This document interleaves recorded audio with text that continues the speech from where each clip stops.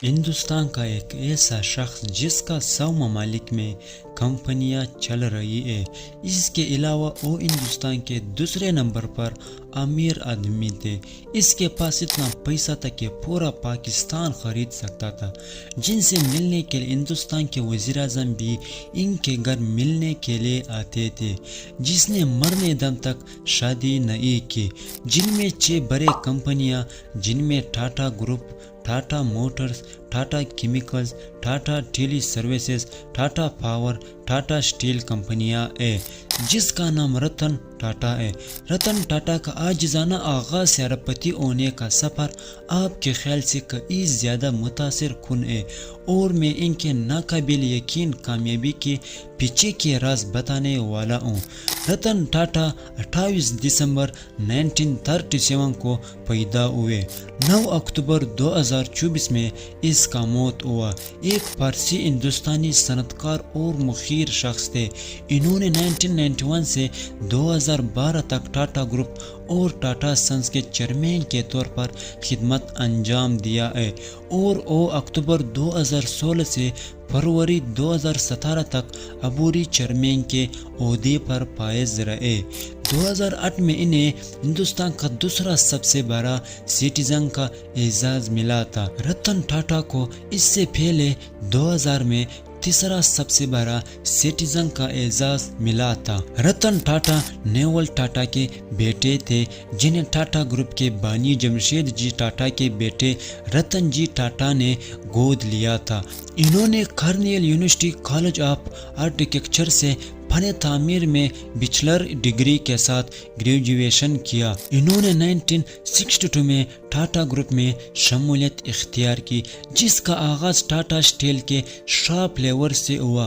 بعد میں وہ 1991 میں ٹاٹا سنز کے چیئرمین کے طور پر GRD ٹاٹا کے جگہ لے گئے۔ ان کے دور میں ٹاٹا گروپ نے ٹیٹلی جگوال لینڈ روور کا کورس حاصل کیا، تاکہ ٹاٹا کو بڑے پیمانے پر ہندوستان پر مرکوز گروپ سے عالمی سطح پر تبدیل کیا جا سکے۔ کاروبار اپنی پوری زندگی میں ٹاٹا نے اپنے فرم ایڈوائزر R&T کیپٹل کے ذریعے اضافی سرمایہ کاری کے ساتھ بنیادی طور پر زیادتی حیثیت میں 40 سے زیادہ اسٹارٹ اپ میں سرمایہ کاری کی ہے۔ 1961 میں ٹاٹا نے معمار گلی جونز سے ملاقات کی، جنہوں نے کارنیل میں فن تعمیر کی ڈیزائن کی نقاد کے طور پر 3 ہفتے گزارے۔ کارنیل مکمل کرنے کے بعد ٹاٹا نے مختصر طور پر جونز کو لاس اینجلس میں اپنے فریم جونز اور ایمونز میں جوائن کیا۔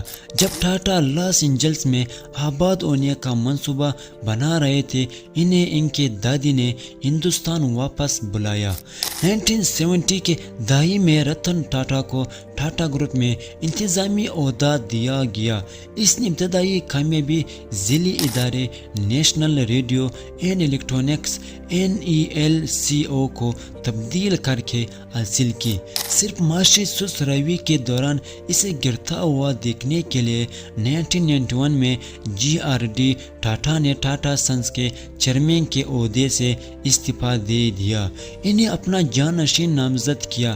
ابتدائی طور پر ٹاٹا کو مختلف ذیلی اداروں کے سربراہان کی طرف سے سخت مزاحمت کا سامنا کرنا پڑا، جنہیں ٹاٹا کے سینئر دور میں آپریشنل آزادی کی بڑی مقدار حاصل تھی۔ اس کے جواب میں ٹاٹا نے طاقت کو مستحکم کرنے کے لیے بنائی گئی متعدد پالیسیوں پر عمل درآمد کیا، جن میں ریٹائرمنٹ کے عمر کا نفاذ، ذیلی اداروں کا براہ راست گروپ آفس میں رپورٹ کرنا، اور ذیلی اداروں کو ٹاٹا گروپ برانڈ کے تعمیر میں اپنے منافع میں حصہ ڈالنے کی ضرورت شامل ہے۔ ٹاٹا نے انوویشن کو ترجیح دے دیا اور بہت سی ذمہ داریاں نوجوان ٹیلنٹ کو سونپ دیا۔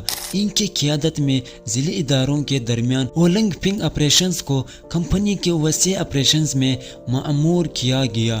گروپ گلوبلائزیشن کو اپنانے کے لیے غیر متعلقہ کاروبار سے باہر نکل گیا۔ 21 سالوں کے دوران ٹاٹا نے ٹاٹا گروپ کے قیادت کی، آمدنی میں 40 گنا سے زیادہ اضافہ ہوا اور منافع میں 50 گنا سے زیادہ اضافہ ہوا۔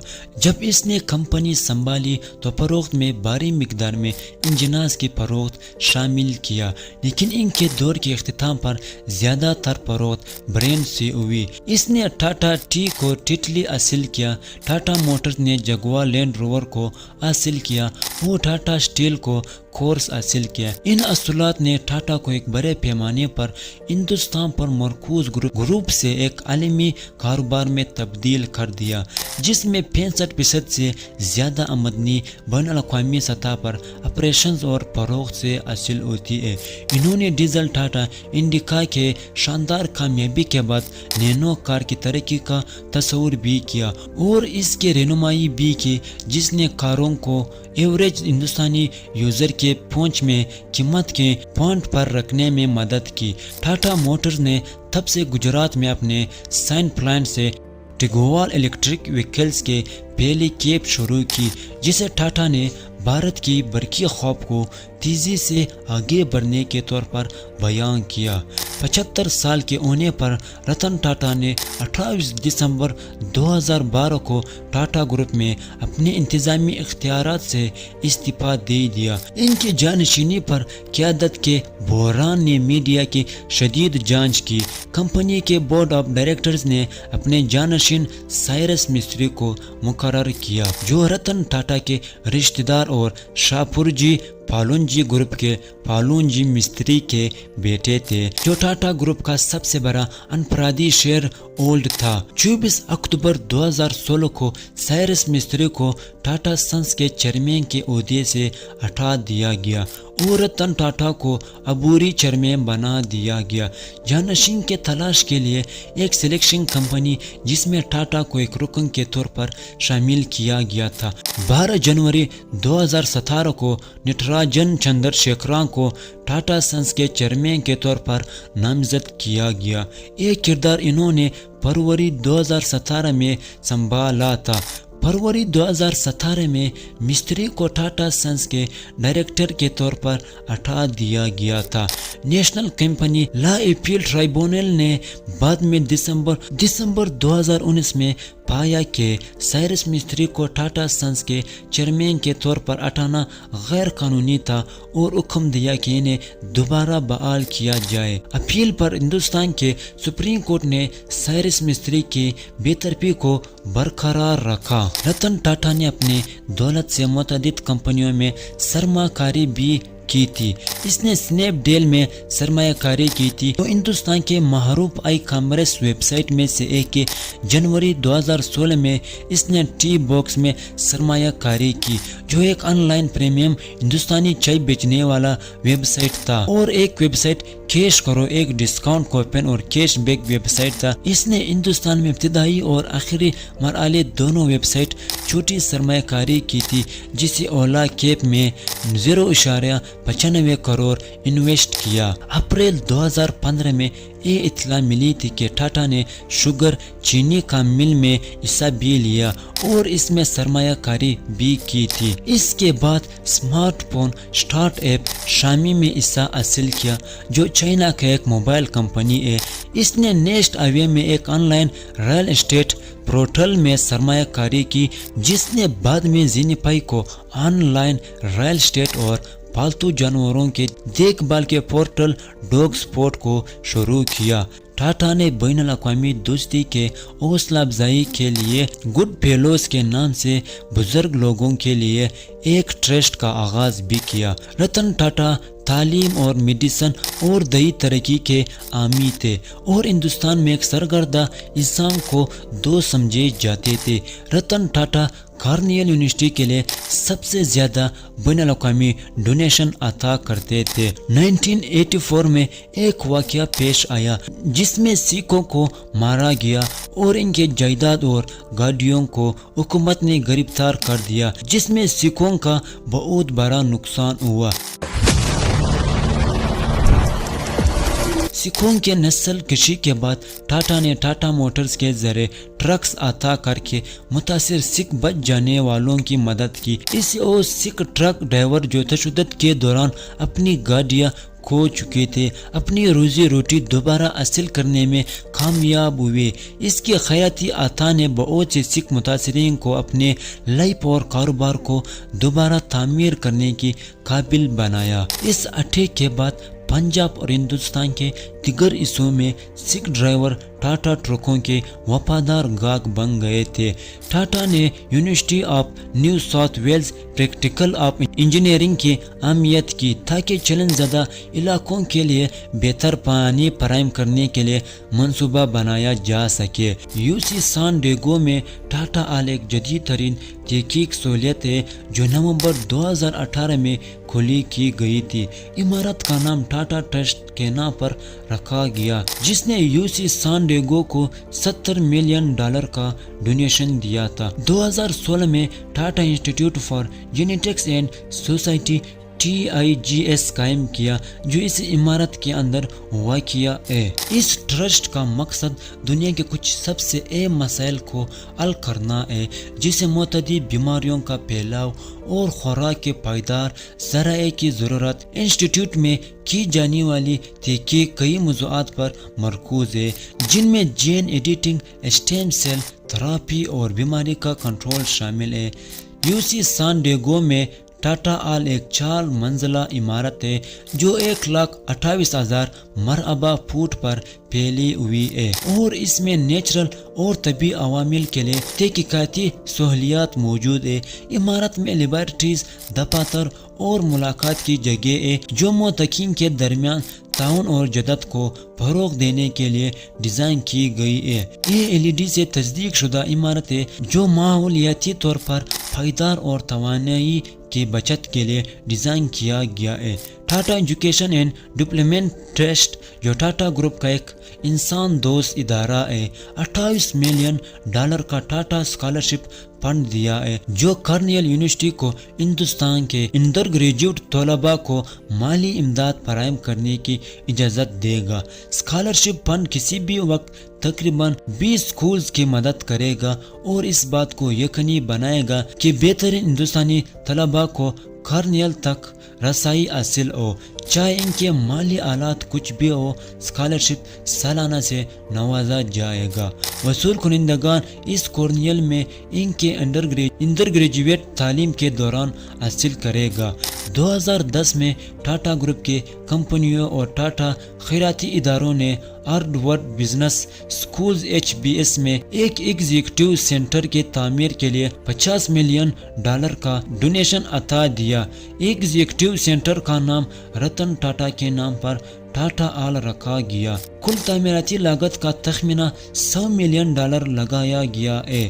ٹاٹا آل HBS کیمپس کے شمال مشرقی کونے میں واقع ہے اور ہارورڈ بزنس اسکولز کے وسط کیریئر ایگزیکٹو ایجوکیشن پروگرام کے لیے وقف ہے۔ یہ 7 منزلہ لمبا ہے اور تقریباً 1,55,000 مجموعی مربع فٹ ہے۔ اس میں تعلیمی اور کثیر المقصود جگہوں کے علاوہ تقریباً 108 بیڈ روم ہے۔ کارنیل ٹیک میں ٹاٹا انوویشن سینٹر کا نام رتن ٹاٹا کے نام پر رکھا گیا ہے اور روز ویلٹ جزیرے کے کیمپس کے ایک عمارت میں ماہرین تعلیم اور صنعت کو ملایا گیا ہے۔ 7 منزلہ ڈھانچہ بنیادی طور پر طلباء، فیکلٹی اور عملے کے لیے بزنس انکوبیٹر کے طور پر ہے جس میں عمارت کا 70% تجارتی طور پر لیز پر دیا گیا ہے اور 30% تعلیمی جگہ کے لیے وقف ہے۔ ٹاٹا کنسلٹنسی سروسز TCS اس جگہ کا